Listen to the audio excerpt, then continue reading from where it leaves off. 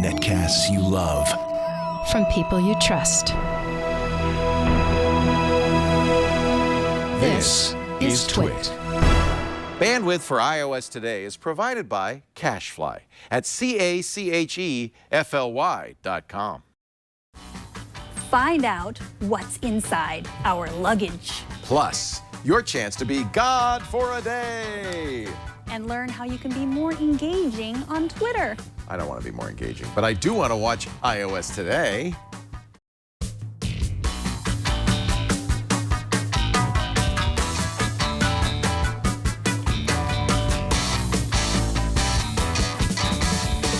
Hello and welcome to iOS Today. Leo Laporte here. Megan Maroney.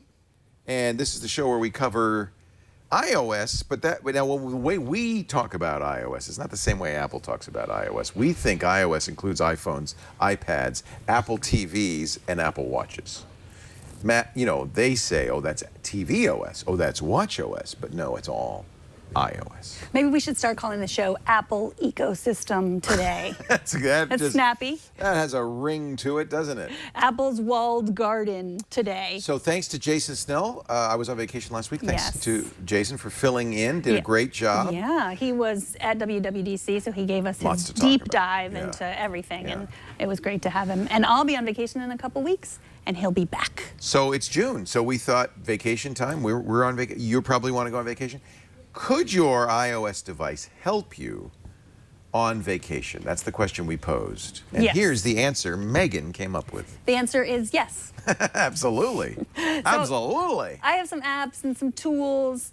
First of all, I want to say how much I love my Apple Watch. I think you can see this. Look at my Apple Watch 10. Can you see that? Okay. That's pretty good. That's great. So definitely take this on vacation. That is clear. Because you want to have an Apple Watch tan. Yes, Yeah. you do. Does it look different than any other watch tan? Could people look at your tan and say, oh, she's an Apple Watch wearer? I guess it depends. I mean, if you have a fancy watch, you probably don't want to wear it to the beach. Yeah. You know, but this one you can change the bands and Right. wear it to the beach and have And the they fancy. make enclosures, waterproof enclosures and stuff. Yeah, I don't swim with it, but I do shower with it. I'll tell you why I like wearing the Apple Watch on vacation. Because I walk a lot on vacation, right? And I feel guilty because I also eat a lot on vacation, right? You have all the junk food, you have the fancy meals and stuff. But my rationale is, oh, but don't worry because I'm going to walk 12,000, 20,000 steps. So it's really, for me, helpful to have the Apple Watch on because then I can actually say, well, hey, I am doing well. I did walk. And we went on Monday, we went to Universal Studios. The tour there was 108 degrees. So I was also monitoring my heart rate. Am I dead yet? I feel dead. It was kind of fun, too, to watch how your heart rate changes on some of the rides. Oh, yeah. And I did, on that day, I think I did 20,000 steps. So you feel better about having, you know, a little ice cream cone and, you know, 2 in the afternoon. I had butterbeer. Ooh, from Harry Potter? They have now, and they've had it in Florida for a while, but the LA version has the Harry Potter. They have Hogsmeade, which is the town that they go to in Harry Potter. And of course, what the kids in Harry Potter do, they're underage, is they go have butterbeer, which is not alcoholic. But J.K. Rowling doesn't really describe what butterbeer is. You just have to imagine. What do you imagine when you read? Did you read Harry Potter to the kids? Of course, Yeah. yes. All of them. Not the movie. I like the movie, but the book is really wonderful. No, the book is great. And my kids are at the Harry Potter age. My boys are. Oh, they That's are, 11. yeah. That's the thing. That's how old he was when he Yes, went. when We started on the way home. We got so excited by Hogsmeade at Universal Studios. We listened to the audiobook on the way home. It was fun. It's great, yeah. And he's a great reader. So butterbeer, I always imagined, was kind of buttery, frothy, like beer, but not alcoholic. And they had butterbeer, so I said, and they said frozen or not. And I said, it's 108 degrees. What do you think? Frozen, right? And it's like caramel, buttery caramel, extremely sweet. I went into a diabetic coma shortly after, but I enjoyed it. And what's fun about it, I'm telling you, I had a smile the whole time in Hogsmeade because I loved those books, and it reminded me of when my kids were Milo and Huck's age.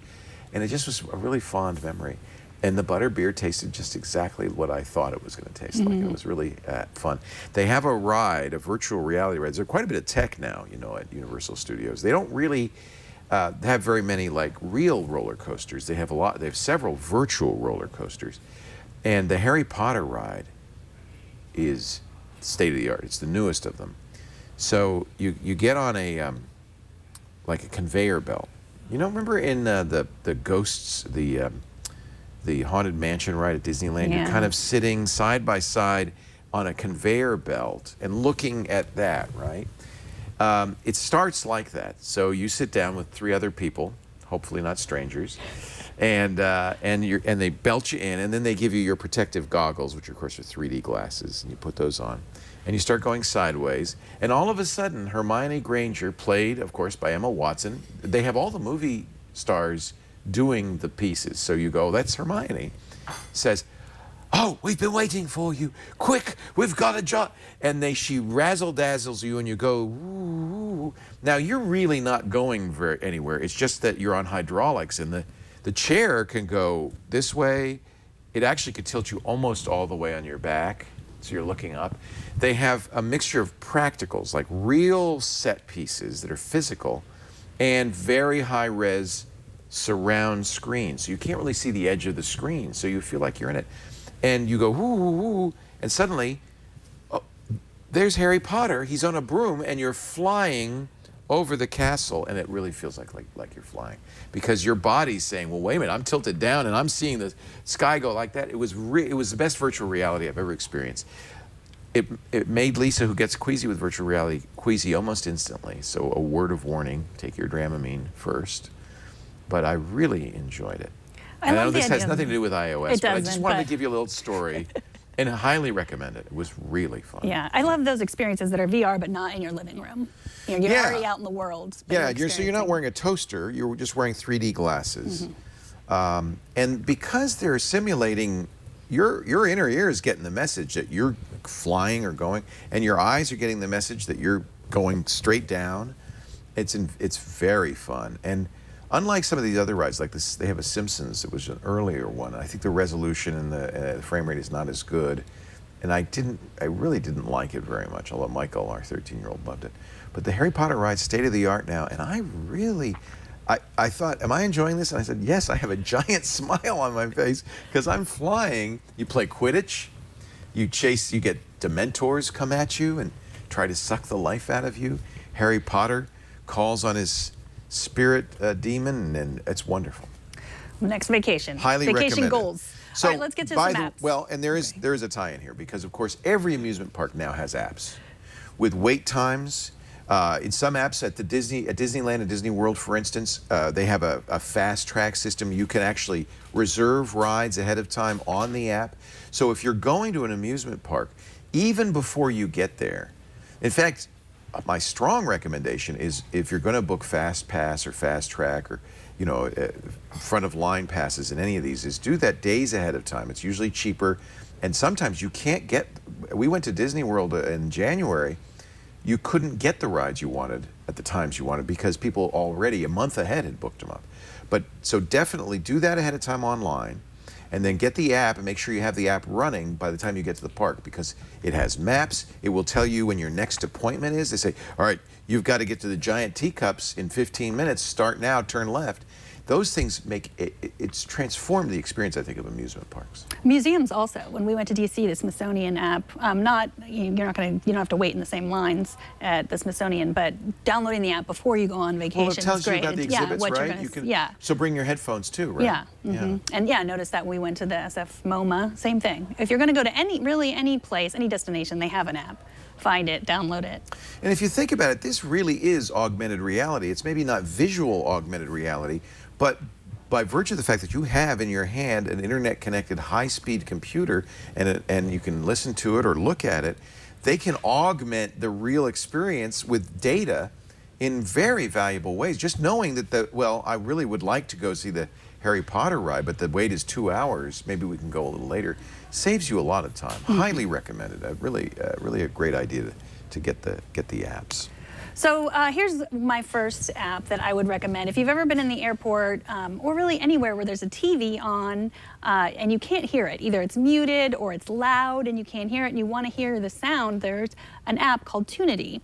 Oh, this is cool. Yes. So So you're in an airport. That happens to me all the time. And you see CNN. right, but you And you can't. hear, the world is coming to an end. And you don't know what's going on, and you want to hear it. So you can do that? Yeah, so we have CNN here. It has to be live. It can't be like you can't be watching us in the airport when we're on. Well, you could.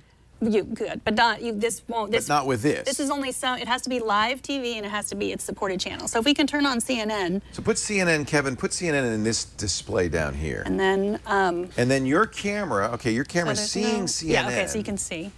And so, is it going to figure then out? I tap to scan here. And it's By the scanning. way, this, I don't know if you can see this that. acceptance speech at the BET Detecting. Awards last night was amazing. So Amazing. now I think you can show my screen again. And you should be able to hear it. If you can hear my screen, it's syncing to CNN. Wow, that is And wild. wait for it. But now, is the lip sync good? Touched on a lot of topics, and like you Well, why said, don't we struck show a the chord TV? with a No, lot it's of people not. here. Jamila Well, you can Lemieux, hear it. thank Show you the so TV, much for Kevin. coming on. Really interesting to hear what you It's had not to even say. close. Thank you for having me. And thank you so much for being here. It's with about, us here in the 3 or 4 newsroom. I'm seconds Pamela off. Brown, That filling was in for one my of the colleague, Brooke criticisms, Baldwin. but The lead if you Hey, can- but still, you got the picture. right now. If you squint, well, that was pretty close. Yeah, it seems like it caught up. Maybe it's catching up. CNN breaking news. Maybe it's catching up. Thanks, Pamela. Welcome to the lead. I'm Jake Tapper. We do have. So it's you long. just have to believe me. That's Today, coming we from are my just seconds iPad, away not the from there. closing That's bell fantastic because for in the New York airport all the Stock time they have these Exchange and US screens, and not just CNN, ESPN. There's a big football game you want to watch, the playoffs. You often can't hear it. You can only Right. see the screen. So I'll this is show you nice. the supported channels. If you take a look at my screen, you can see the supported channels. These are all of them. Bloomberg, CBS Sports. That's football. Food That's great. Network. ESPN. So wherever you are, Oh, even this at is home, great. if you're at home and say you want to watch NBA Live 1 and Lisa wants to go to sleep, you can scan right But to your headphone. The trick is you're not getting the picture on your iPad. No. You're only getting the audio if you, and this is how they protect, of course, the rights holders. If you can show the iPad the live video from that channel, then your iPad will say, "Oh, okay," and it'll stream the audio. So I guess I take it this is fully legal and everything. What's it called? Tunity. I And like it's a it. free app, and they were excellent. I don't have live TV at home, so I couldn't test it at home. So I sent out a call on Twitter to see if anyone had used it, and they replied right away. Their customer service was great. They said, would you have any questions? This is what it does. There were some complaints of people that used it. You have to always have your location on. So the reason they do that, they say in their FAQ, is that if you're that's the only choice. It's really an iOS issue. So there's only 3 choices with tracking your location with iOS. Yeah. And if you're they want you to be able to minimize the app so you're listening and working on something else. And so the only way to do that is to have it always tracking your location. That's fine. So that was I the wouldn't only worry complaint about that I heard about it. I told Johnny Jett when he was here about it. He hadn't heard about it, but he wrote about it too. He's You mentioned used it on the radio show, yeah. Yeah, he's used it in So hotels. you should know it's iPhone only. So if you're doing a search on your iPad, you could still run it on the iPad as we did, but you have to search in the iPhone only. That drives me crazy, iPhone only section. You don't need an iPad interface to this. You just need No. the audio, so it doesn't really Right. matter. Yeah. Good, I downloaded it. And this is, by the way, a tip here. For all the stuff we're going to mention, get it before you leave, because you can't guarantee that you're going to have. You kind of have to think ahead, prepare, and just as you would pack your bag, you're going to pack your iPad for your trip ahead. Exactly. Here's another app that I love, which I'm prepared for my vacation, which is in approximately 12 hours, 12 you're counting days, down. 10 hours, 58 minutes, How did 12 you know? seconds. Wow, you really are counting down. Yes. This is an app called Countdown Star, and it's on my iPad or my iPhone. Here it is. I have it on my iPad. So Oh, can you change the picture? you can change So the you picture. can have a picture So of where you're I'm going? going to edit this event. Oh, I got to do that. I can use the wallpaper, any of these chosen What's wallpapers. this called? I love this. It's called Countdown Star. It has ads unless you want to pay 99 cents. Then the ads go away. So I can upload my own picture for that. Like I want to think about you when I am. No, you don't. No, you don't. Don't put a picture of and me in there. Ozzy. Did you get Ozzy? I did. Is that okay, Ozzy? Oh, not the dog, Ozzy the biker. Okay, good. All right. Oh, good. So I want wanna to think put, about Ozzy the biker because maybe I want to be in a motorcycle gang like our guest, Ozzy, and on my vacation. So I can actually switch it to seconds. So I'm going on vacation in 1,076,231 seconds. I have other things that I put in here. I put when I'm going to have an empty nest, which is and when my kids graduated from high school. That's 7 years, 2 months, 4 days, 10 hours, 56 minutes, 57 seconds. Not that I'm looking forward to that. So you can have multiple. Yeah, pick my daughter up from camp in 4 days. Oh, this is nice. Yes, my birthday, in case it's anyone's silly, interested. but it's good. I mean, this is And you fun. can share it. Like if you want to remind someone when my birthday is, I want to remind you, or remind everyone on Twitter or Facebook, I just click the share icon and then I can post it to social media. Wow. So, September 22nd. Counting down. is that your next vacation? You know what I found? If you come back from vacation, it's depressing, isn't it? Mm-hmm. Like you go, oh boy, now I got to go back to work. But if you start planning your next vacation, almost even before you come back, you have something to look forward to.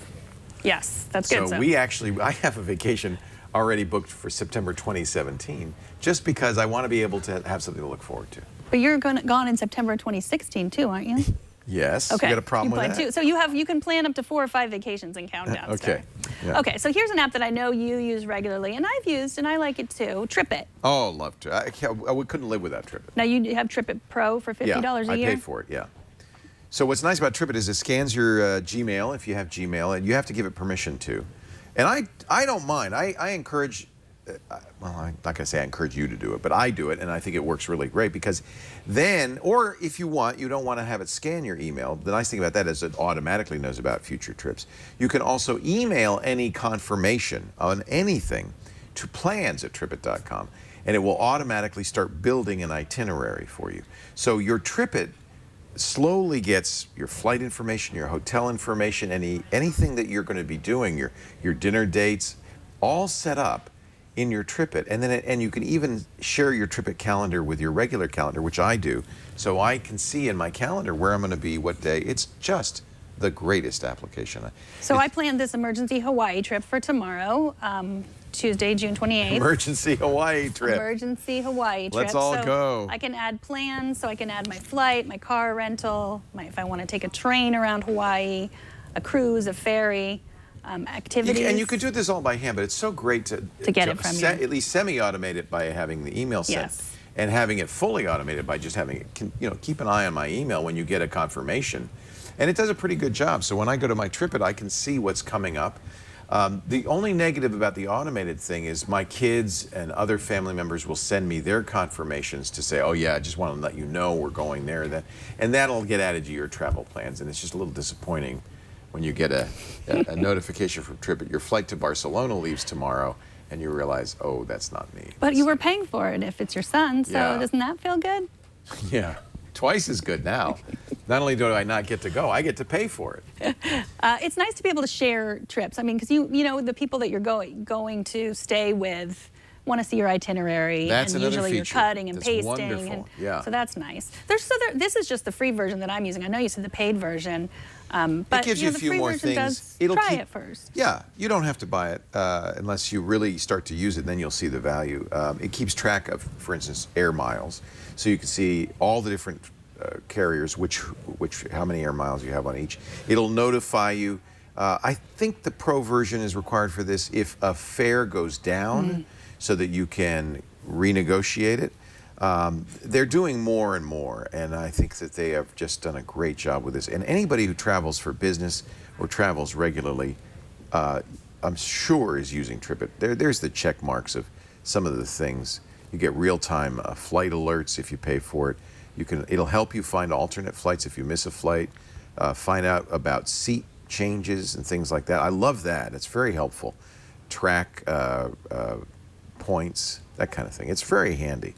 I pay for it for two reasons. One, because I do use those additional features, but two, I want to keep them in business. Yes. There have been a couple of people that have kind of simulated this, but nobody's got the full feature set of TripIt. TripIt is really the king of the hill on this one. Love it. All right, here's another one that my Oh, an dad Apple told me Watch about. app too, by the way. Oh, how do you Yeah. use the Apple Watch app? Well, if your flight alerts and things like that, so your flight is going to leave in 20 minutes. You'll get an alert on your watch. That's really handy. Or better yet, more handy, your flight has been delayed for 2 hours. Take your time, have another drink. Those things, that's worth $50 a year. That other drink, yes, That other exactly. drink, Okay, let so me tell ya. Fleet is a new app, also recommended for my dad by my dad. I haven't used this one. If anyone in the chat room's used it, or it's crowdsourcing TSA wait times. So it's an iPhone only, which is why it looks like this on my iPad. But here's my emergency trip to Hawaii. I can share delays. Well, it's 6 if it works. Oh, this is like TSA line issues. Yeah, so it's crowdsourcing it. Oh, this is So good. So I can look TSA at has its here. own app that is hideously unreliable. Yes. So this one, according to the internet, according to the people on the internet, works better than the TSA app. So you can, if it's close to your flight, you can click on these. Let me see if I can find a flight that. And also, if you're waiting, you can see restaurants in the terminal where you are. So you can see the international, all these restaurants, which is great, whatever terminal you're in. And if you want to do some shopping, you can also see what shopping is around you, which is nice. Now, I would recommend installing Uber and Lyft. If you travel, installing Uber and Lyft before you go, and setting up an account and adding a credit card costs you nothing to do it. And you may not use it, but it's a lot of times it's very handy. If you get stranded or you go to you want to get from your hotel to a dinner, and to be able to call an Uber or Lyft. But you should also consider where you're going. And different, like in New York City, for instance, most of the cabs have their own kind of hailing app. And having that's great, because not only can you get a cab, but you can pay for the cab in the cab with a credit card. And tip the driver and everything, and all you do is you show the driver, and the driver goes, "Oh, nobody's ever used that before with me. That's cool." Or, and then you have to give them money. But no, in fact, I found out about this sitting in a cab in New York City, and of course they had the ad. The problem is that every cab company has a different app, and you don't. How many do you want to have on your phone? But I think it's really handy. Even just sometimes when you just it's nice to have that. Okay, let's face it. You stayed out a little late. Maybe you had a couple of extra glasses of wine. You shouldn't be driving home. You don't want to at that point say, I think I better download the Uber app. You want to have that and have the credit card in there, and it doesn't cost you anything. I actually did this with my mom. My 83-year-old mom doesn't drive anymore, and I said, Mom, let's get your Uber app set up. Let me give you my credit card number. And that way I'll feel better. She's on the East Coast. I can't drive her, but at least I'll feel better that if she needs a ride, if she's feeling poorly and wants to go to the doctor, she doesn't have to call a cab. She can get an Uber and have that take care of her. I think so. That's something you should kind of plan ahead if you can. If you could figure out, certainly Uber and Lyft work most everywhere, but not everywhere. Not Austin, Texas. Exactly. But Austin has a lot Their of cab companies so yeah, wherever have you're their going, own apps. yeah, So you kind of, that's another case of planning a little bit ahead. And figuring out what apps you might need for the destination. Right. I would type in ride sharing and your destination, maybe even like click on the news tab in Google so you have the most updated information, and do a little bit of your own research where you're going. Because Austin, although Uber and Lyft are not there, they have certainly, there's an outcropping of ride hailing apps. And while we're at it, if you're in a big city, of course, mass transit is going to be a really great boon to you to getting around, especially if you're in a European city. Let me just download City Mapper. Do I have it on here? Is that what it's called? City? Oh, crikey, I can't remember. Oh, crikey. Oh, crikey. City Mapper? What is the name? Oh, come on, chat room. You're going to tell me. City. I used it when we were in London last year. It is the best for City Mapper. That is right. Okay. And you know what? It's another one of these things where it's an iPhone app, probably, and you just don't see it if you're searching on the iPad. Let me see here, because I know it's got, yeah, that's it. It's got that green, that distinctive green logo. Now, what's great about City Mapper, and of course, it's only in certain metropolitans. So again, this will be tied to where you're going. But what's great about it is you can say, I want to get, for instance, in London, I want to get from our hotel to Windsor Castle. You tell it that, and then it says, okay, there's 4 different ways you could go, not merely 4 different routes, but you could take a bus, you could take a cab, you could walk, you could take a train, you could take an underground. It'll tell you all the different ways you can go, how long each will take. It is fantastic for this, and this is absolutely free. It has all the transit information. It tells you where the nearest bus stops are. Here we are. This is amazing. Here we are in Petaluma, which is a small town. It knows about all the different ways you can get around the Bay Area, including Caltrain and BART and the Muni in San Francisco, the ferry. And I can say, I want to get, let's say I want to get to AT&T Park. I want to go to a ball game. I can say, what's the best way to get to the ball game via various forms of metro transit? And I just think this is an absolute must. It looks like I have to go to Sacramento if I want to take the train. I don't want to take the train. If I wanted to take BART, that's a little bit easier. I'd have to go to let's say Pittsburgh. So you can see, I mean, and they don't show you walking in this case because it would take you 10 days. But this is really great. Now, remember the limited number of cities for this one. But if you're going to be in SF, LA, Vancouver, Chicago, Mexico City, Toronto, Washington, you see they've added a lot of cities. Tokyo, Birmingham. I wouldn't go anywhere without having City Mapper. And this is another one where it's free. Just put it on your phone. When you need it, you'll be glad that you have it. It is the best way as a tourist to get around. It's really fantastic. They have it in Cancun? Are you going to Cancun? Yes. Oh, I'm so jealous. You know, Abby was just there, but she's left. She was in Merida, and now she's gone to Puebla, which is somewhere else. But stop by as you can fly over Wade or something. Cancun's going to be fun. I'm very excited. So fun. That's the Mexican Riviera. I just made that up, but you can use that if you want to use that. There is some, I don't know. I believe it is. Yeah, maybe there it is some. It's the East Coast. I don't. Anyway,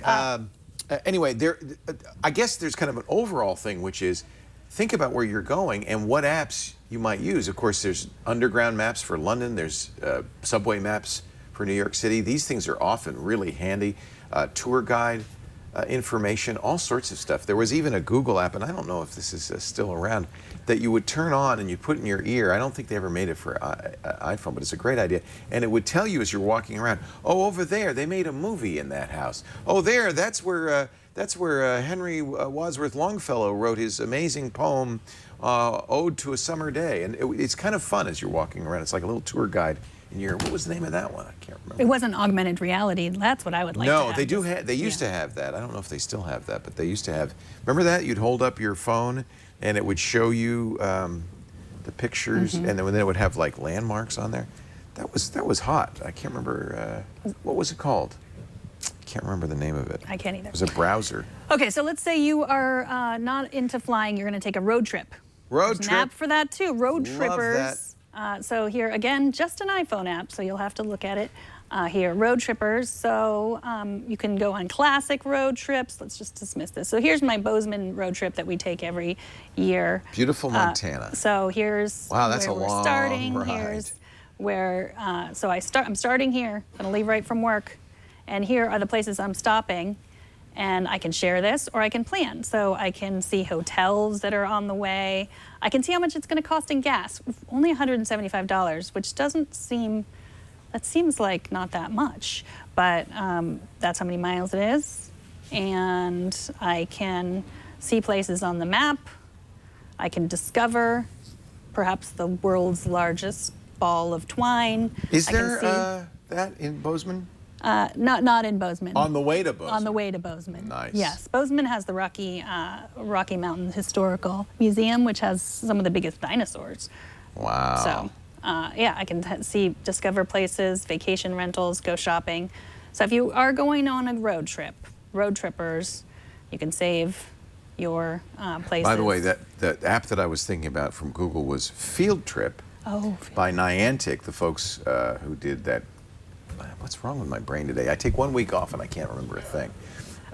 Road Trippers also lets you, recreate classic road trips like the Route 66 road trip. Oh. So this is already here I'd for love you, to and get you my can kicks see on Route 66. all the places if you want to take that trip. Fun. That's here. I've done too. that actually. Did that trip. Did you stay? That's I wish probably where you would see the world's largest ball of twine. Yeah, unfortunately, this was in 1974, and they didn't have computers then. Did you stay at Roy's Motel, Cafe, and Gas Station? Would have had I known. And you probably had no fun because you had no idea. I remember This takes my the car guesswork out of everything. breaking down in Barstow. That was fun. Field Trip. This is what concerns me. I don't know if they're still making this. It's certainly. I think it's still available on Android, and I see it on the iPhone store. But then it says not available at this time. Maybe when you that's try what to the Project download it. Tango. That's what they're maybe. I mean, this was cool but annoying because, so, first of all, you have to be somewhere where something's happening. But as you're wandering around, your phone would pipe up and like some annoying relative and say, "Oh, over there, that's where they made the movie." Right, like your Becoming mom the is Abbotts. always Yeah. like, the Oh. world's largest ball of twine. The world's largest ball of twine. I hope they haven't discontinued it because that's a great. It seems hasn't like been maybe updated something in a year. they were putting into Project Tango, you think? Maybe. Okay, here's comes some recommendations from Jerry, who our creative director, who just came back from vacation. He recommended Flight Track 5, which he said was free, but is no longer free. It wasn't free for me. rats. It was $4.99. But the great thing, there's a lot of flight trackers. There's tons of flight tracker apps. But what's nice about this is it has an offline feature, so that if you don't have, you don't want to use your cell service at the airport, or you don't have wireless, then you can just use it. It has stuff that's already downloaded. So that is great. So you don't even have to know the number. I have Oakland Airport in here. I can just view current Oakland departures. Where should we go? Provo, Santa Rosa, Honolulu, Dallas, San Diego? There's quite a diversity there. Yeah, so let's say we're going to Las Vegas. Yes, I would like to add that to my trip. So we can track the flight, see where the flight is. If your family member is flying, you can track that. It's pretty nice. I think that I tried a lot of flight tracker apps. A lot of them. There are a lot of them, aren't there? Yeah, a lot of them were not so great. You had to know a bunch of stuff, but this one comes highly recommended by Jerry. And as you can see, it's an iPad app, which is nice. So if you have an iPad and you want to use that, look how nice that looks.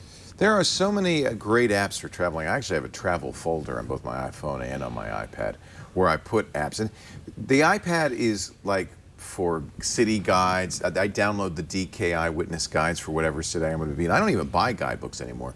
I keep them on my iPad, and that's wonderful. And then the phone, I keep things like the taxi hailing apps, the city mapper apps that help you navigate, things like that. So you kind of even have different apps for different use cases. But travel apps are the greatest thing. I won't travel without them. And having a smartphone, and even though internet access as you travel can be very expensive if you're traveling outside of your country, data roaming can be very expensive.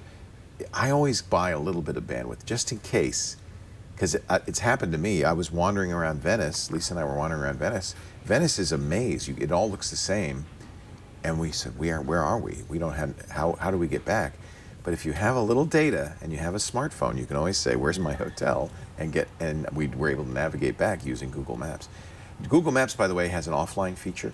So if you know you're going to be in an area for a while and you don't want to use data, go at your hotel while you're still in Wi-Fi range, download that whole area, because then you'll still have turn-by-turn directions, street maps, even place information, and you don't have to use that expensive data as you're traveling around. Still, it's a great lifeline. That's a good tip. The other emergency item you should bring with you is a battery pack.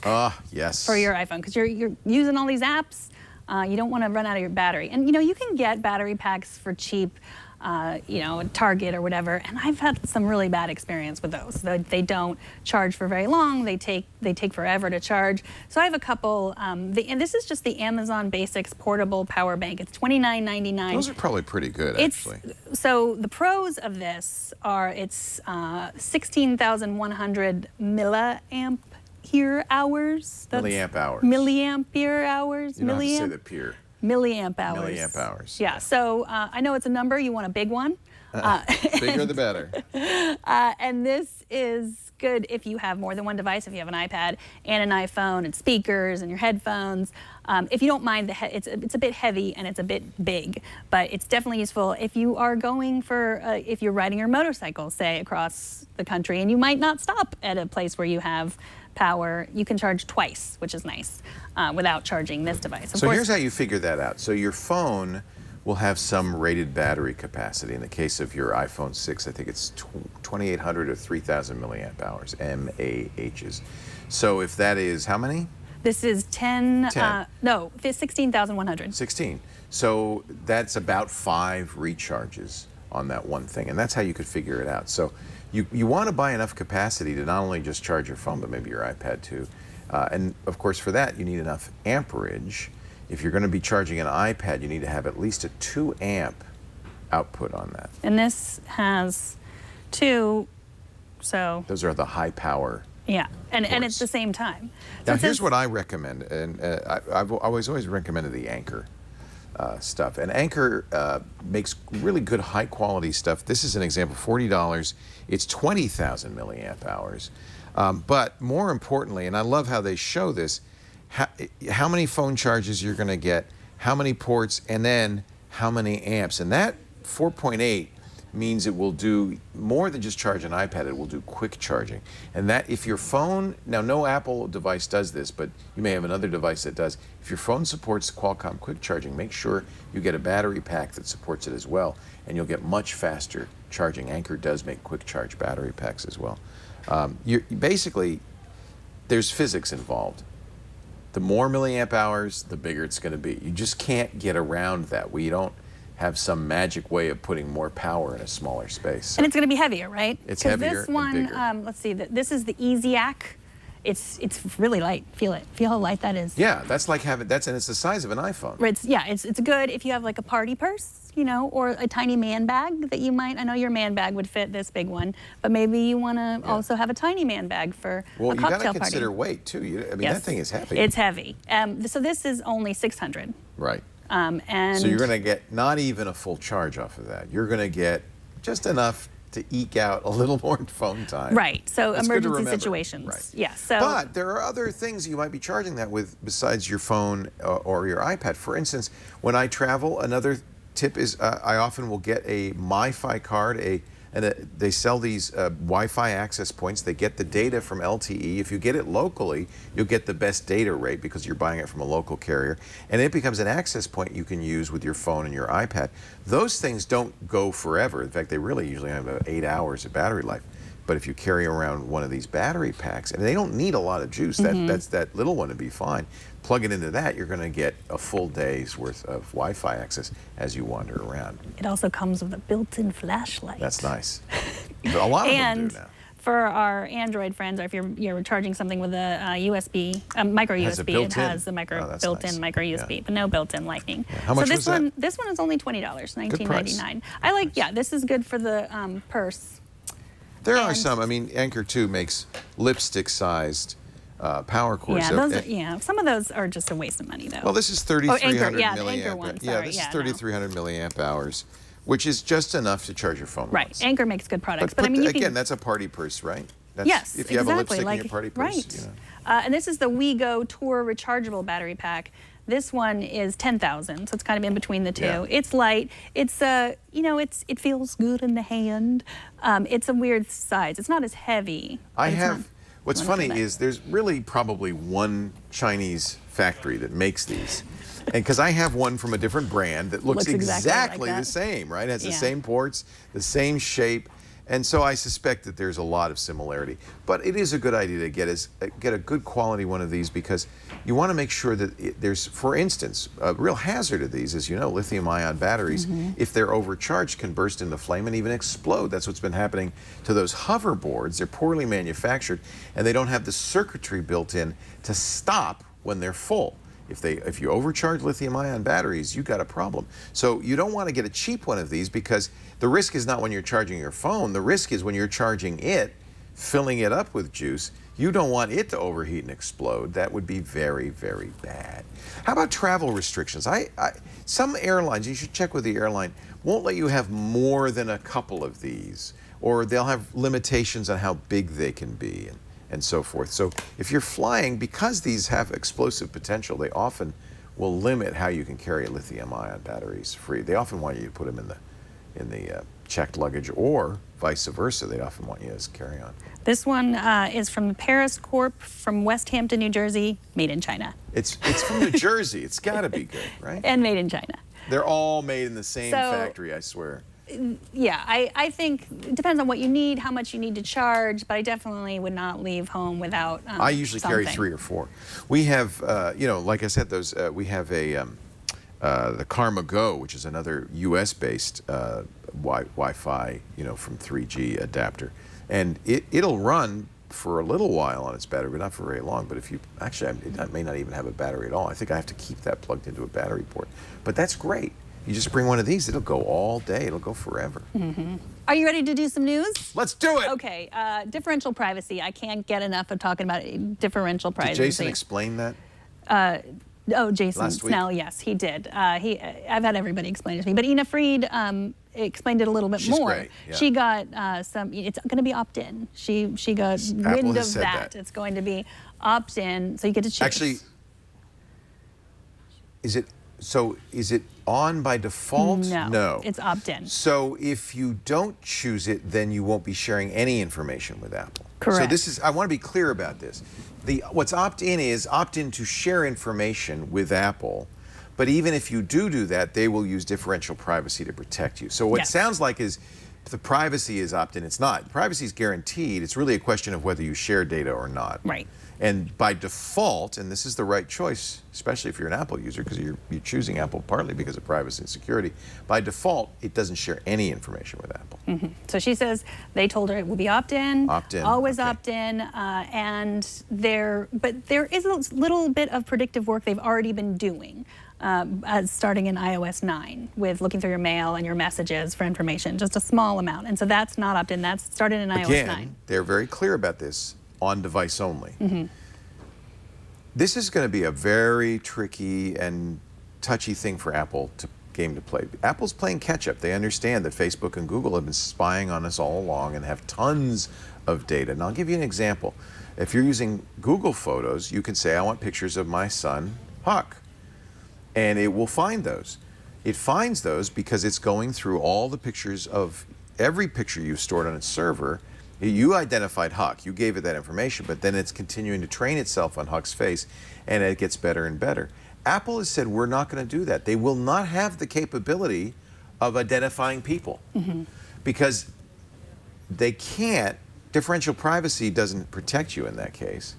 And they've said we'll only do on-device stuff, which means they don't have access to that vast amount of information. They also said they wouldn't use your photos at all. They said that. That's what they... That's why they can't. Right. Because Huck, you only have pictures of Huck. They can do pictures of mountains, not because they're using your pictures, but they're using generic pictures of mountains. Right. So it's going to limit their capabilities, but I think that the trade-off there is it protects your privacy more. So if you want to be able to say, I want to see pictures of Huck when we were in Paris, you have to go to Google for something like that. You won't be able to do that with Apple. Yeah, I love Google Photos, and I will always use it. And I'm Well, not you have sure a choice. I yeah. think that's the most important. Yeah. So 4 specific use cases for using differential privacy. I guess that's probably not the correct grammatical way to say that, but new words that you add to your local dictionaries. That's Right. what they're going to look at. Emoji you type, so that they know which emoji you prefer. Deep links inside apps that are marked for public indexing. That's what they'll look at, and they'll look at lookup hints within notes. In other words, this is a very limited set of stuff Yes. they're going to be able to do. It's going to be a challenge for Apple because there really is, I think, interest in the kinds of things Google can do, but Apple really can't do that without violating your privacy. And so here's my question for you. Do you think it's not going to be enough? Like it's going to be too separate. I mean, it'll be too much for some people and not enough for other people. And so what's the point? No, there's definitely a point. It's to give people a choice. And so if you choose Apple, you'll understand, well, I can't do face recognition. I never will be able to. That's just not going to be possible. I can recognize generic things, but I can't recognize things specific to me. And that's the choice you make. There's a larger and a deeper question that I think we need to constantly monitor Apple on. Matthew Green, who's a cryptographer at Johns Hopkins, your alma mater, and is really highly respected. I mean, we talk about him a lot in security now, wrote a very good article on differential privacy. He said, I'm thrilled to see this university research being used by Apple. And initially I jumped up and said, yeah. He said, but it's really important to understand it's like a dial. It's a knob. And the devil is in the details. This is exactly the phrase he used. He said, it depends how Apple implements it. You can turn the dial one way and get much more useful information, but have much less privacy protection. You could turn it the other way and have perfect privacy protection and not really get anything very useful. And so, and the problem is Apple is not going to tell us, I don't think, very clearly how they're implementing this. So this is, once again, a case where you're just going to have to say, well, I trust that Apple is using this. This is a legitimate, real technique that does work, but has some real limits, and can fail in a poor implementation. So you're going to have to trust that Apple A is implementing it properly. I think they can do the computer science. They know what they're doing there. And B is not misrepresenting how much privacy they're protecting. They could maybe be dying a little bit more towards that usefulness thing, and your information may not be as anonymized as one would expect or hope, or even as Apple represents. So that's the thing we have to watch carefully. I'm glad they're doing it. It gives people a choice. That's the, I don't know what you would choose. That's one of the reasons I use Android. I like Google Now. I like Inbox, which will give me suggest replies to emails that are amazingly spot on because they're reading my emails. They're reading what I'm writing. I'm willing to give up that privacy for that usefulness. Apple will never be able to do that. Now, they say they're doing in-phone processing. That's fine, but in-phone processing is very limited. Machine learning only works because you have a massive amount of data. The amount of data that's on your phone is insufficient for them to do anything particularly useful. That's why they want to choose differential privacy. But differential privacy means it's not customized to you. It's generic information. Yeah, I'm with you. I like Inbox. I like machine learning nice to to have the help me. choice. But I also know that some people, it's very important to some Right. people for good reasons, not just tinfoil hats. People have valid reasons for wanting to protect their privacy, and I honor that and I respect that, and that's why it's really important that we make sure this is not marketing talk from Apple, but that Apple is actually walking the walk as well as talking the talk. Yes. Okay, Dropbox for iPhone got some updates that are good. I know that you still get questions on the Tech Guy about people, I have all these receipts, I have all these documents. Yeah, I just got one the other day. And you were talking about how you can take a picture with Evernote, but what's the future of Evernote? Right. Now Dropbox. You can, of course, the future of Dropbox is a So little questionable too. You can take a Their picture. app will say, oh, you're taking a picture of a receipt, let's put that in the receipt folder, or will it do some recognition? What's it going to do? Yeah, it will be able. You'll be able to scan documents with your phone, Yep. and then they'll be searchable. Great. So I can. That's a nice feature. Yeah, you can show it there, which is really nice. I mean, like Dropbox is one of those apps that I use on a daily basis, and I don't really think about too much, but I've always loved. They've never let me down. Dropbox. They're not necessarily the sexiest company, but let's see. I think I can show you on my iPhone. Okay, so I click plus, I tap scan document, and let's see if it'll take this as a document. See what it does with that. That's kind of blurry. Oh, see what it, oh, sorry. So it turned it into a document. It, was a blurry picture. I don't know if you saw that. I'll try that again. Scan document.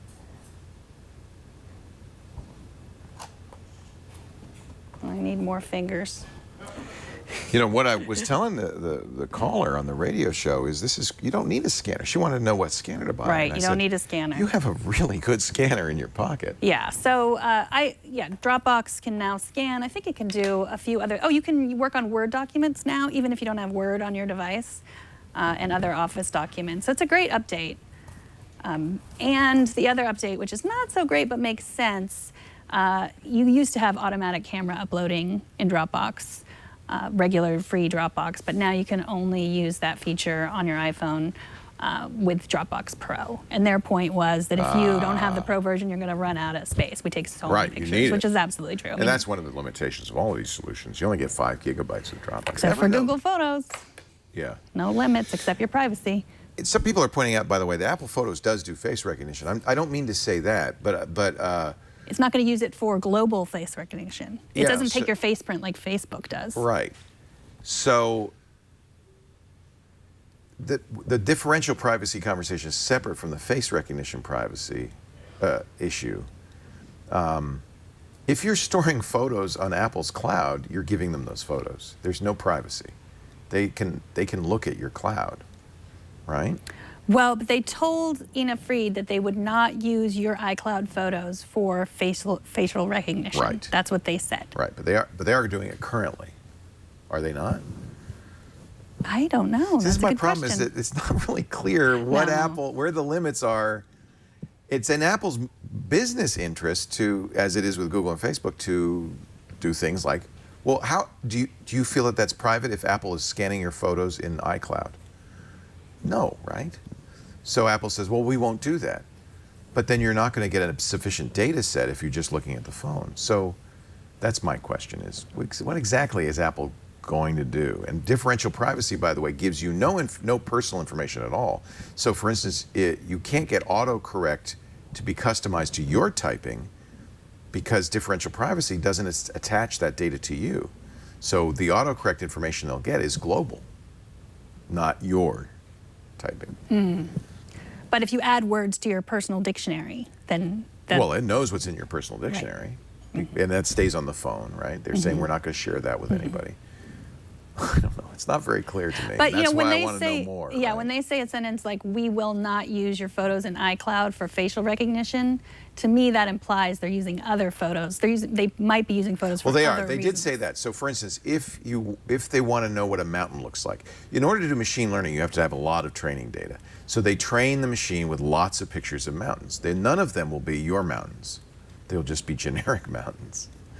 And I presume Google does that as well. I mean, you can't get enough data. But what that means is, say, pictures of Huck in Paris. I don't know. Maybe they'll be able to do that. Yeah, I don't think they'll do the creepy thing that Facebook does, where it just knows someone. You know, they have all of our face prints, and they'll say, "Oh, you just took this picture with Leo. Do you know here? That's Leo in that picture." They'll say that to me because they know what you look like, and not just 'cause you're Facebook. No, famous. exactly. And Apple's clear they're not going to do that. They're not gonna do that. I'm still not clear on what Apple is and isn't going to do, and where differential privacy will be used, and how well it'll be used, and what that means. What's the impact of that on the kind of customizing Apple can do? They're basically, I think they're mixing up a lot of ideas, and that's why it's not clear. But you know what? They will do a white paper, and when they do the white paper, we'll read that with interest.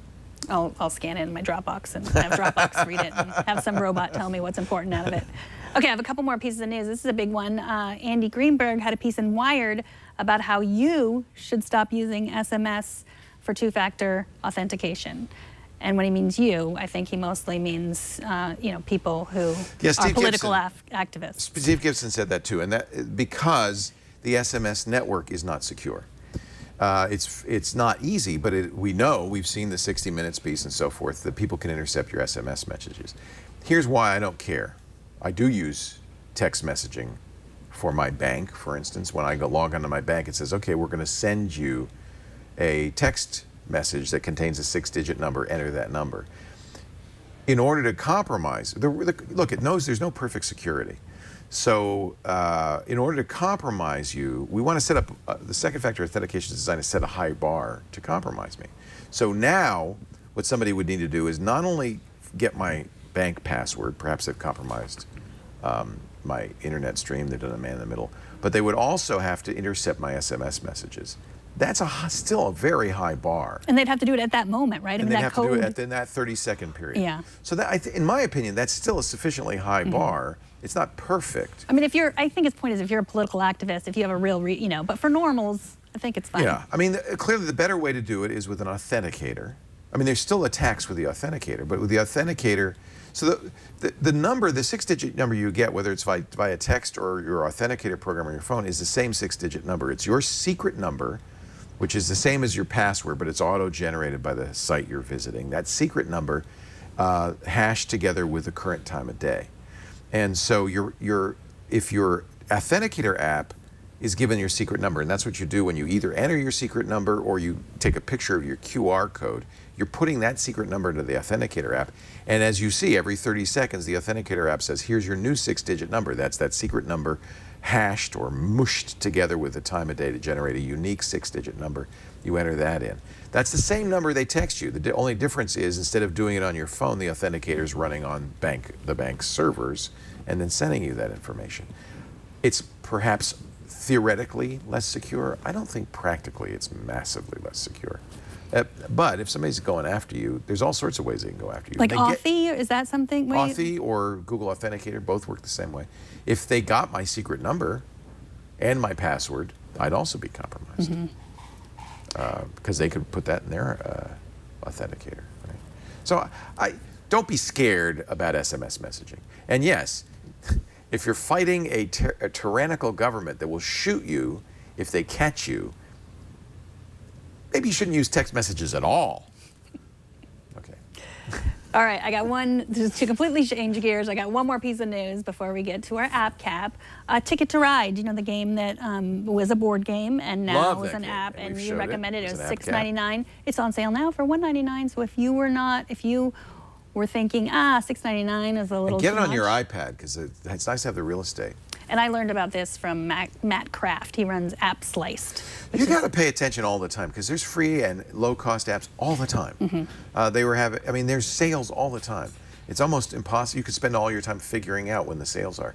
But yeah, that's a great. And that, by the way, for vacations, great family game. Yeah. Really fun to have. Yeah, so I recommend Matt's newsletter because he always says what's on App sale. Slice. App Sliced. And now it's time for us to wear. Oh, this was a hat given to me by a man who lives on the streets of Petaluma. Oh. And he only charged me $20 for it. It's pretty. Well, what he does, he takes white hats and he colors them with felt pens. Isn't that cool? Oh, that is nice. Yeah. And where'd you get this hat? That hat I got from the USS Iowa. Probably somebody who served on the Iowa, which I believe is it a battleship? Looks like a battleship. Brought me that. I'm thinking, now I may be wrong, but I'm thinking that's a decommissioned World War II battleship. And I believe I remember that the guy who gave me that was one of the people who works on the battleship and gives tours and maintains it and keeps it running. Awesome. Well, But I may be wrong on that. It It may be feels- somebody that served on the Iowa. I'm not sure. it feels good on the head. This is the time where we talk about our favorite apps and we wear our favorite caps. Yay! App cap. I go first. So Twitter announced this week a new app called Engage. Have you downloaded this yet, Leo? I did because I am a celebrity. So, okay. This Engage is, whoa. It's Engage big. is, First of all, it's an iPhone app. it's an That's why it looks so iPhone big. app, so that's why it looks weird on my iPad. We got to figure out a way to do this better. But Engage shows you. Engage is an app Twitter made in theory for celebrities and people with a lot of followers, although anybody can download it and use it. And there's a couple of benefits to it. It does not replace your Twitter app because what you don't get is your regular full feed. So in that respect, what you said is true. What you will see is people who mention, you only get your mentions portion. And you can, just as with the Twitter app, say, I only see verified mentions or whatever. So you don't get the main feed. It's like they took one part of the Twitter app out. But what they replaced that with is metrics. So it's really fun. In fact, I used it twice on our trip just to see. So they encourage you to post, say, a video. So I made a little video and I posted it, and then you get immediately real-time metrics. How many people saw it, how many people retweeted it, how many people engaged with it, how many people replied to it.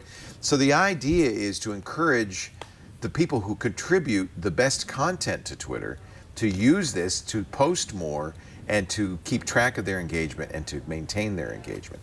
The only negative is you can't replace the Twitter app with it, which I wish you could because you don't see the regular feed. You don't see anybody else. So, okay, so there's just some good use cases for this. I mean, if you are a celebrity who is too busy to read every mention from verified, non-verified, if you have millions and millions of people that are constantly tweeting at you and you don't want to see it, whether you're too busy or it's just if you get a lot of trolls, if there's a lot of people that are constantly harassing you. I mean, you'll see like Amy Schumer, for example, anything she posts on Twitter, there are every time a dozen people saying horrible things for no other reason than there are some bad people in the world. All the, Twitter's apps have always allowed you to say, I don't want to see the unwashed masses, but only verified responses.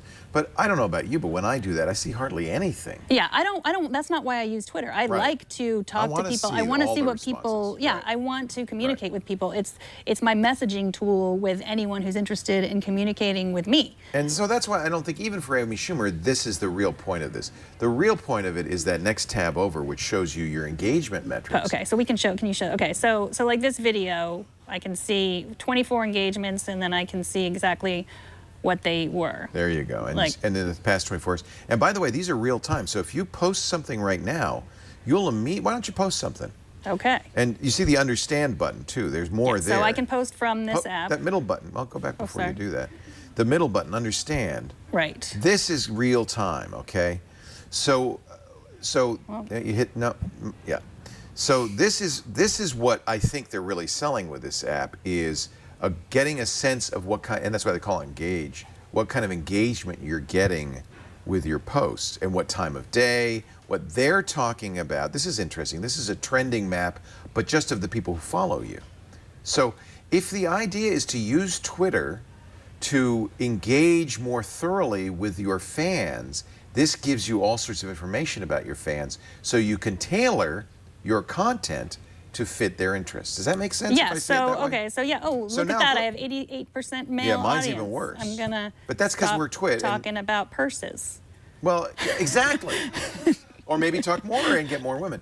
Now, now the next one, posts, is going to say this is what you post, but it's also going to encourage you.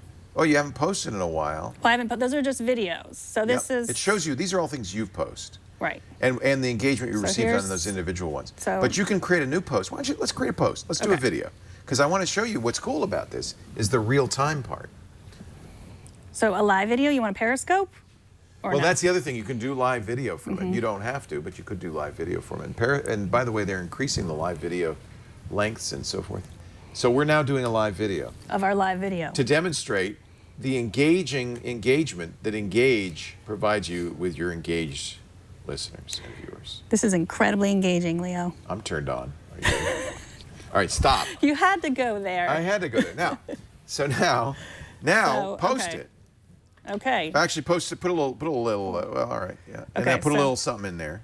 So Leo trying to explain what this silly Engage app does, or something like that. Mm-hmm. And then what you'll see as soon as you post it is real-time metrics of engagement, and that I think is really more about stroking the ego than anything else, right? Got it. Because if you're Regis Philbin and you just tweeted, Regis loves nothing more than to see those numbers turn over as people like it and reply to it and so forth. Okay. So real time. I posted it. You. It's always going to be sideways no matter what you do. Your tweet was sent. Okay. Okay, now. See live stats on how well. There your tweet you is go. That's performing. the button you want. All right, so. Nothing's happening. Oh wait, There live you 2 go. likes. There Whoa, you 2 go. likes. You guys, come on, like it. There you go. Your numbers are still being crunched. Come back That's soon. from the past 24 hours. But those numbers those- above that are real time. It's just you're not getting much engagement. So there you go. We could listen to it, but No, we just saw it. We don't really, we don't really see it. okay. So So there you go. how you got 4, look at all those likes. Now they're coming in. See, 5. it's much more in how many views, right? And so it's to be fair. It's Okay, much let's be more fair. interesting if you have millions of So followers. you post something then. Right. So I have 600,000 followers. So I when I don't. posted something, it was fun because the numbers start turning over and you start Yeah. seeing some interaction. And imagine what Tiffany Swift or whatever her name is. Amy Schumer? Amy Swift. What's her name? Anyway, Taylor Swift. Taylor Schumer. Whatever her name is. Like any of those blonde young women Wiz who people Swift. harass What on is Twitter. her name? Fiddy Taylor Khalifa. Anyway, whatever Fiddy sees is going to be 10 times. You know, it's going to be like wow. And that's you know what the real point is. Twitter understands that Twitter rises or falls depending on how much engaging content people with massive fan bases post on Twitter. They want to encourage them to do that, just like Facebook does. Facebook's paying people now. They've paid at least $50 million to people to start putting live videos on Facebook. So this is Twitter's way of saying, you know, post more. Oh, look at all that. Look at that numbers. Go. Feeding our egos live. Yeah. The feedback loop. It's a feedback loop, and Yes. you know it's useful. It's fine. I don't understand why they didn't put the. I would use it as my day. You know, Facebook did the same thing with a thing called mentions. Remember, and that had the full Facebook experience, minus the ads, by the way, because this is another way that the elites get special treatment. And I don't understand why Twitter left out the Twitter feed, the feed that I would normally be looking at, which is not responses to me, but just general feeds. I guess if you're a big shot, you don't care about the general feed. You just care about what people are saying about you. You think that's it? I guess so. I don't know. I mean, I could use it to make sure that I was giving people content that they would want. You see how you could do that. So and you that's the pretty point. easily go back to the regular Twitter app. I would never replace it with. But that's what I wanted to do. I wanted to take the Twitter app off my front page and use Engage full time. But you can't because You can't see. you don't see the other Right. stuff. You don't see anybody else's stuff. Right. All right. So I was all excited. I thought I'm going to pander to the populace. And I'm going to do, as my app cap, Finding Dory. And then I realized this is just dopey. Maybe it's aimed at little kids. I guess it is, isn't it? You're upset that Finding Dory isn't aimed at you? Well, I just thought it might be a better game. It's not that great. It's now to its credit, it's free. And I guess if you're 3 years old, this is engaging. But then I thought, kids deserve better. They're not that dumb. So why don't I give you a kids game that isn't a tie-in to a major motion picture? Costs a little bit. In fact, it has in-app purchases, so it costs a lot of it if you want to really spend some money. But I think even little kids would love the Sandbox. The Sandbox lets you play God. Now, who doesn't love to play God? Now, right now, I could unlock a human. By the way, this is where if you want more droplets to put more stuff in there. They're playing off of you would buy with real money. They're playing off of this with the kind of the Minecraft thing, right? Get a little crazy. Use fire to ignite. All right, let's ignite a rock block of that. What? Okay. Ignite rock in the it's burning. Okay, now what's gonna happen? This is the tutorial. So we'll swipe along. We'll move. Or is it still? Oh no, here it goes. Oh my goodness, I'm making a volcano. This is cool. You make it rain, you make it grow, you make mud.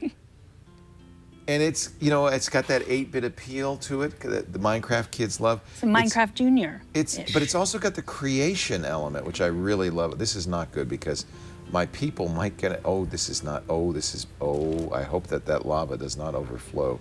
Don't worry, you can always restore by going to My Worlds, if needed, and restore. Whew, thank goodness. Let's not light the volcano. You can make it. Well done. You're now ready to create your own new worlds. So, this was the tutorial level. Let's learn how to, and it's actually, I think, simple for even little kids. So I'm going to play, progress through campaigns, daily quests to get goodies, earn mana every day. There's the quest. So there's games, right? Press and hold your finger. Jump over obstacles by pressing up. Oh, this is cool. This is a little Mario. The Sandbox Evolution? That's what it's called? The Sandbox, yeah. And what's cool about it is you can build. There are creative things. You can change the weather. You can do all sorts of. This is like kind of the ultimate. You can share it online. I'm just starting to play with it. This just came out. It's a brand new game, and I have to say, this is a lot of fun. There's a lot here. It's very deep. It is $2.99, but you don't have to continue with in-app purchases. Although knowing kids, they're gonna wanna. Oh, I forgot some coins. Wait, I may be looking at something else. The Sandbox Evolution is free, but that's different. This is different. This Okay. is. Let's see what this is called here. Let's see the exact name. No, this is it. It's free. Huh, yeah, I just tried to Oh, download it. Maybe it's free right now. The in-app purchases can be as much as $10. I think this is a really cool I'm game. downloading it right now. Yeah, and I think Milo and Huck would certainly enjoy it. Mm-hmm. There it is. By Pixowl. Yeah, it's kind of, you might say, well, they're kind of copying Minecraft, but not exactly. It's got a little populace built into it, which is that game where you're God with a finger. I like it that it has a fully creative mode. It's free. It is free. Okay, maybe it was Finding Dory that wasn't free. Maybe. You know what? Finding Dory was $3. This is free, so this is even better. Somebody's saying, "Oh, just go get in the mud and play with your army men." This is like army men, but virtual. And you know what? Good luck getting kids to play in the mud these days. Well, I pushed my kids outside over the weekend. I saw and what then- happened. Yeah, one of them almost broke their foot. Injury. You had to go to the hospital. Outside is dangerous. They were just trying to move a big concrete block across the yard so Why they could did you set have a fires on big it. concrete block? It in was your... where our fire pit was, and they didn't want to burn anything by all the dry grass, or they were trying to move it so I they couldn't wanted see. to set a fire. They wanted to set fires. So really, I mean, it's Kids like to set fires. it's Give them an dangerous. iPad and lock them Yeah, in. let them set volcanoes like that. Yeah, Then nobody much- gets hurt. Much better. I highly recommend keeping your children inside. where Keep them there's away. no they injuries can can get occur. sunburn outside. There's no reason It's to go scary. outside. There's a fiery ball of nuclear fusion out there. You heard it here first. Yeah. So anyway, I really like. This is a game that I think even a grown-up could have fun with, but it does feel like this is probably a little bit more creative, a little bit more engaging than Finding Dory. I know your kids are going to say, "But I saw the movie. I want Finding Dory." Save the $3 and get Sandbox, the Sandbox Evolution, and then turn off in-app payments. Otherwise, you're going to owe them a lot more money. Incidentally, just a public service announcement. Everybody's going to watch Finding Dory and fall in love with the blue tang. That's what Dory is, a tropical fish, blue tang, mostly raised in reefs and corals around the world. They cannot be bred in captivity. So if you go to a pet store to buy a blue tang, know that it has been harvested, often in very cruel ways that kill many fish from these reefs, shipped in very cruel environments to your pet store. It's not a nice thing to do to those fish, and it'd be better not to get a blue tang. Well, wasn't that the lesson of Finding Dory? Like that, or Finding Nemo, because Nemo got sucked up so he could be in some dentist's office. Yeah, and it's a wonderful fairy tale, and I love it. It's a great movie. But if the kids say, "I want a blue tang," kind of explain to them that it's not the most humane way of having fish. Right. They can have fish on their iPad. Again, Have like an don't iPad. have It's so don't much have real safer. pets. Don't go outside. Everything is here for you people. As adults, you're gonna live in virtual reality, so why not start now? That's what I'm saying. Here's your giant Slurpee, and relax. All right, with that, I think we've done a health service to the We've world. done our job. His foot was okay, but you were worried. Yeah, it was just broken. a big bruise. Yeah, it was not broken. So he's okay. I saw that and- picture of the millstone that they were moving. And I thought, oh my God. Stone. Well, kids, true. kids will be kids. Yes. That's why we like to lock them in. All right, well, email me at megan@twit.tv if you disagree with me that all children should stay inside at all times, or if you have app recommendations or topic recommendations, or you can tweet at me at Megan Maroney. I'm still on Twitter with the rest of the hoi polloi. I haven't just moved to the Engage app full-time yet. And I want to say that we will fully investigate or continue to investigate what Apple's differential privacy means, how they're implementing it. Tomorrow on Mac Break Weekly, I'm sure I'll get a better explanation, because you're right. They do photo recognition, but they also say, I mean, it's unclear how, you can't do it all on device, what's going on. They did not announce, as I was hoping, that iCloud would be fully private. iCloud, as it stands right now, anything you store on iCloud, Apple has access to and can give it to law enforcement if they choose or ask for it. So I was hoping that they might make a statement about that and say, no, we're going to make it fully trust no one. They haven't done that. So I don't know. We'll talk about it more tomorrow on Mac Break Weekly, and of course every week. Yeah, Georgia Dow is on TNT today too. Maybe I'll She'll have ask her something to about say that. about it too. Yes. We want to know more, I guess is what we're saying. It's unclear. Yeah. Thanks for joining us. We'll see you next time on iOS Today. Bye-bye. All righty. Yeah, I heard a devastating interview on Fresh Air with this guy who was a fish